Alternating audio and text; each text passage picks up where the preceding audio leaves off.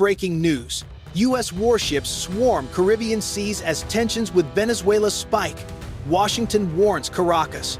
Full pressure campaign on drug trafficking is coming. At 2:48 a.m., the calm Caribbean suddenly erupted. 98 high-speed boats shot out from a reef corridor, engines screaming as they moved north at nearly 60 knots. The night looked empty to them. They believed this was a clean run. But they were wrong. Above the black water, a P-8 Poseidon locked onto a strange smear on its radar. At the same moment, deep offshore, the stealthy shadow of a B-21 raider glided in silence, forcing Venezuela to switch on sensors that exposed the cartel's entire movement. What looked like a random swarm was actually a fleet tied to a corrupt network inside Venezuela. Inside the US destroyer holding position near the corridor, alarms snapped to life.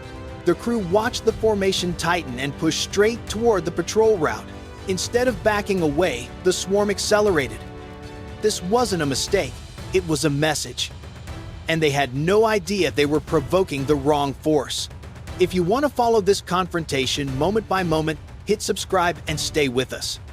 The swarm of 98 speedboats was not just a crime run, it was a warning sign that something bigger was unfolding along the Venezuelan coast. For months, intelligence teams had watched small hints appear in satellite images. New composite hulls stored in hidden coves, strange late-night launches, unusual traffic near military-controlled beaches. Nothing proved coordination, but the pattern was too tight to ignore. When the B-21 raider passed far offshore, Venezuela suddenly activated coastal radar, and that reaction revealed everything. The swarm did not move like smugglers. It moved like a trained unit leaving a protected zone. To the US Navy, that changed the meaning of the night. This was no simple drug mission. It was a test of how fast America could respond in a narrow, crowded sea where every minute matters. The reef corridor the boats used is one of the tightest lanes in the Caribbean, only a few miles wide, shallow on both sides, and shaped by currents that drag anything moving too fast. In that kind of space, a single mistake can flip a boat or slam it into coral. That danger is exactly why it matters. If a hostile fleet, criminal or state-supported, can learn to move through these lanes undetected, they gain a doorway straight toward US interests. For the crews at sea, this was not just a mission on a map. Every sailor knew the threat was real. A swarm this large can overwhelm sensors, force ships to split attention, and push chaos into the middle of the night. Even trained teams feel the pressure when 98 engines are closing in at high speed. And when those boats come from a coastline tied to a rising political crisis, the stakes grow even higher. A move like this can shift diplomacy, trigger military postures, or spark incidents no one can control. What made this night even more serious was the timing. Just as tensions rose between Washington and Caracas, this coordinated launch appeared. It felt like a probe, a signal, a way to test how far they could push before the US pushed back.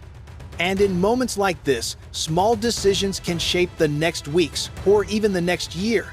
If you were watching this from the deck, you would feel the same question rising. Was this a smuggling run or the opening move of something bigger? Before we go deeper, tell me what you think. If you believe this was a planned challenge from Venezuela, press 1. If you think it was a cartel move only, press 9, and let's see where the audience stands. At 3:02 a.m., the destroyer's radar caught the first clear signal. A thin line of dots broke apart into dozens of fast returns. The operator leaned in and said, "Contacts multiplying, full swarm." Red lights came on. Combat confirmed. 98 speedboats inbound at high speed. Above them, the P-8 Poseidon tightened its search pattern. The blur became a tight formation racing north.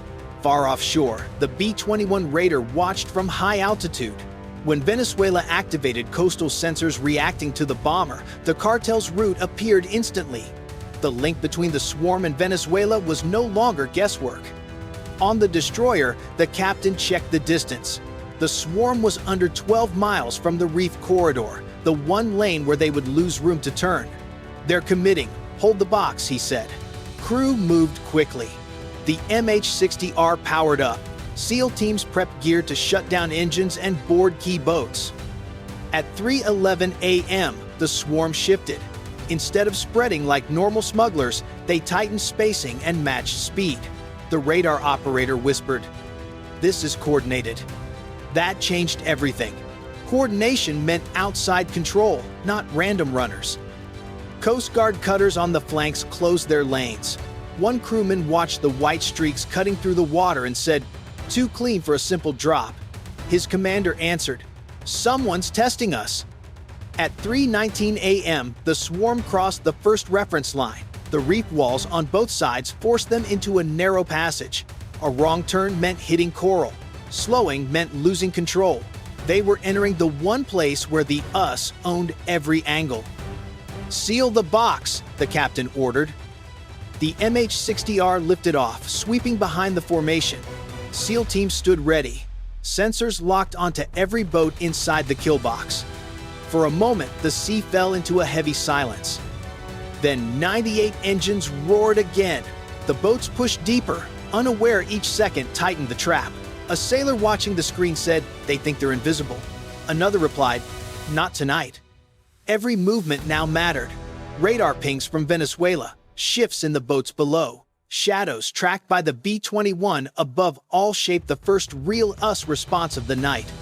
Before we continue, press 1 if you believe Venezuela guided the swarm. Press 9 if you think the cartel acted alone. As the swarm pushed deeper into the reef corridor, the destroyer shifted into full response mode. Tracking lines tightened. Every boat in the lane was now marked. The captain watched the formation compress and said, "They're locked in."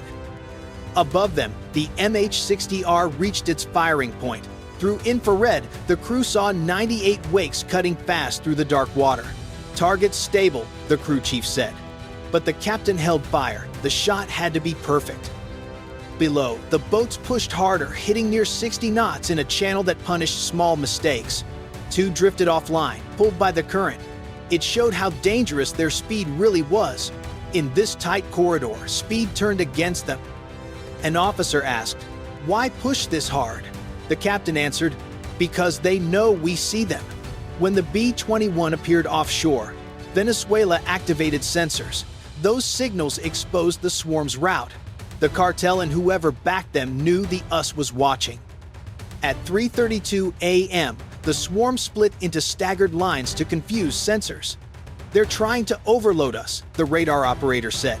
But the corridor made their moves predictable. The funnel forced them forward no matter how they split. Coast Guard cutters moved into blocking positions. Intercept boats launched and raced across the waves. These crews trained for fast chases, but tonight was different. 98 targets moving like one unit. Then a spike hit the B-21's feed.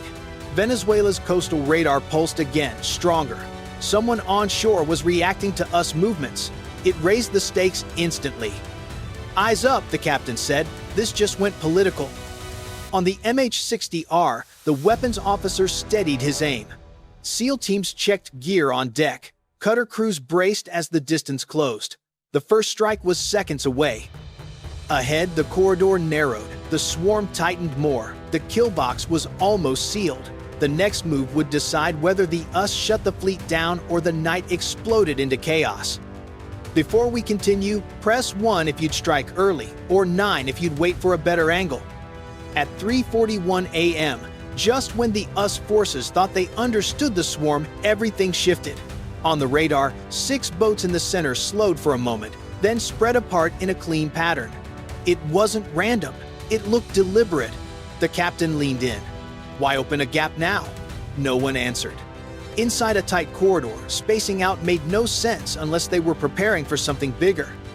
Seconds later, the P-8 picked up short encrypted signals coming from those 6 boats, bouncing toward the Venezuelan coast. "They're signaling someone," the intel officer said. "Cartels don't do this."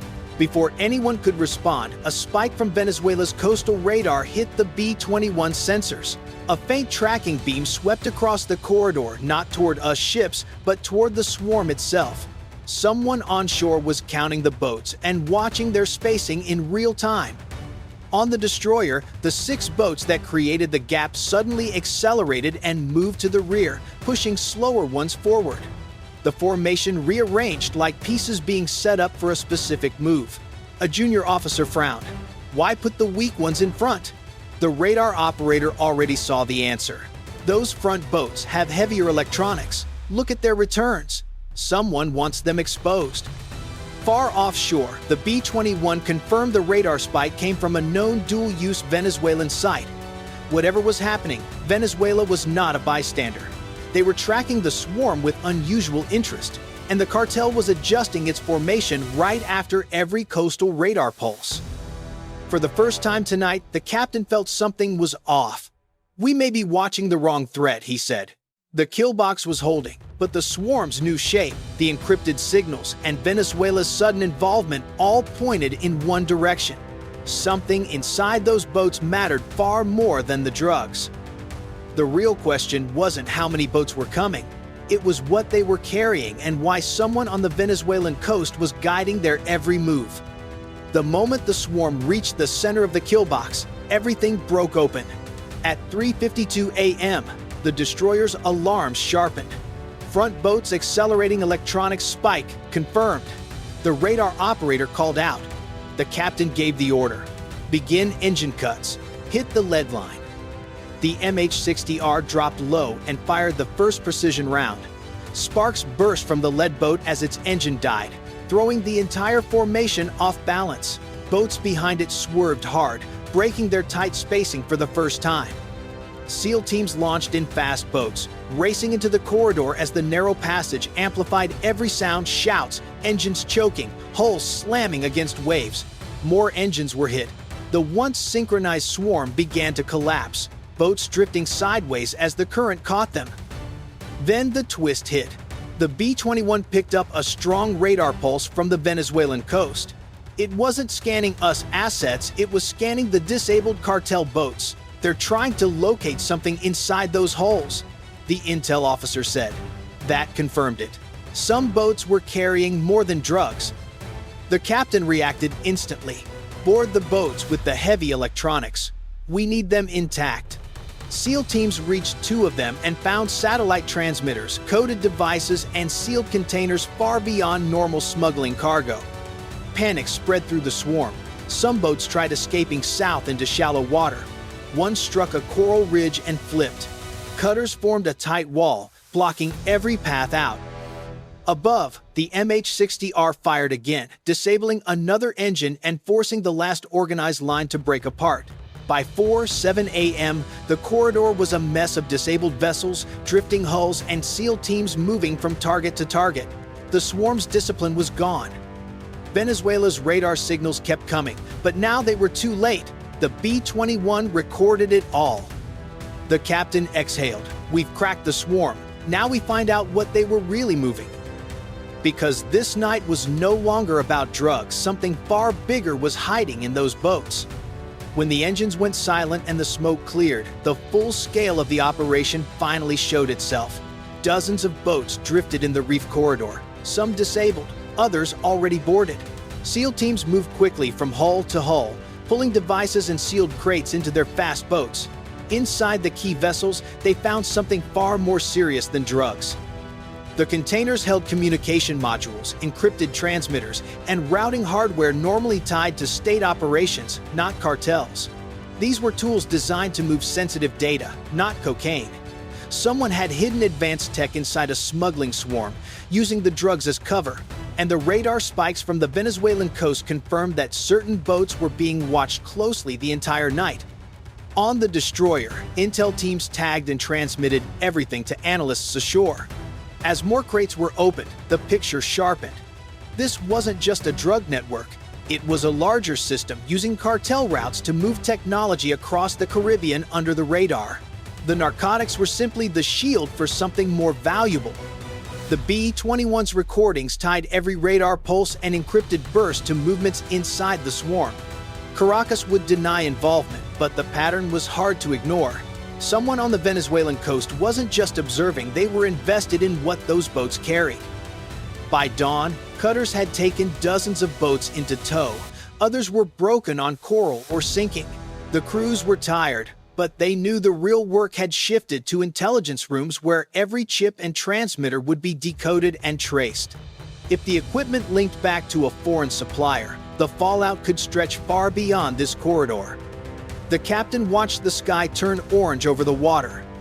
"This wasn't just a chase," he said. "It was a message." The sea looked calm again, but nothing about the region was calm anymore. Cartels were changing. States were moving in the background, and the US would have to match that speed. Before we close, tell me what you believe. Press 1 if Venezuela was directly involved. Press 9 if they only watched from the side. Your answer guides where this investigation goes next.